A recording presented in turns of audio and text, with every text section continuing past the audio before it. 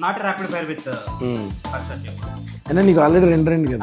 Personal questions ఎవరు రాయమన్నారు? Check చేస్తాను నీకు తన బిఎఫ్ 2 టూ కాదు. సో నీ పర్సనల్ ఫ్యాంటసీలన్నీ రాసి నన్ను ఇక్కడ కూర్చోబెట్టి ప్రమోషన్ అని పిలిచి అడ్డమైన క్వశ్చన్లు అడుగుతారా? మా ex girl friend and present girl friend ఇద్దరు సేమ్ వాట్సాప్ గ్రూప్ లో ఉన్నారు. ఇప్పుడు ఆ గ్రూప్ లో నేను ఏం చాట్ చేయాలి? ఫస్ట్ గ్రూప్ ఎగ్జిట్ అయిపోవాలి. ఎవరు రాసిరండి? ఇంటి ఎవరు రాస్తాడు? పర్సనల్ చాట్ లో పెట్టాల్సిన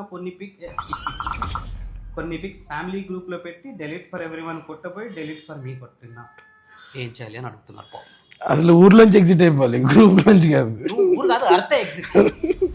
నాకు పెళ్ళయి 1 month అయింది. నా వైఫ్ నన్ను నా పాస్ట్ లవ్ గురించి అడుగుతుంది. ఏం చెప్పాలి?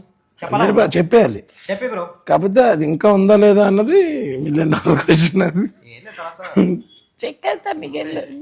బిఎఫ్ తో గొడవ పడినప్పుడు నాతో ఫ్లర్ట్ చేస్తూ మాట్లాడింది, వాళ్ళిద్దరికి ప్యాచప్ అవ్వగానే గోస్ట్ చేసేసింది. ఏంటని? ఆదుకోవడం, అవసరం ఉన్నప్పుడు షోల్డర్ ఇవ్వడం అంటున్నారు దాన్ని ఈ మధ్యన క్లాస్ గా. మామూలుగా అయితే ఆదుకోవడం అన్నమాట. బాగా ఆదుకున్నారు కదా. ఒకడు ఊరికే నా వెంట పడుతుంటే నేను lesbian. Okay please mind my language. ఒకడు ఊరికే నా వెంట పడుతుంటే నేను లెస్బియన్ అని చెప్పి తప్పించుకున్నా. అది విని నా రూమ్మేట్ ఒక అమ్మాయి నన్ను తగులుకుంది. మీకు తెలుసు కదా నేనేం చెయ్యాలి. ఏం చేయాలి? ఫైనల్ గా ఒక రోజు వాళ్ళిద్దరిని కూర్చోబెట్టి కలిపేయాలి. ఎవరికైతే అమ్మాయిలంటే ఇష్టం చూసుకోండి. అదే it's personal and your choice. Personal questions ఎవరు రాయమన్నారు? మరి వెళ్ళిపోదాం. ఇంకో క్వశ్చన్ ఉంది నాకు. ఎందుకు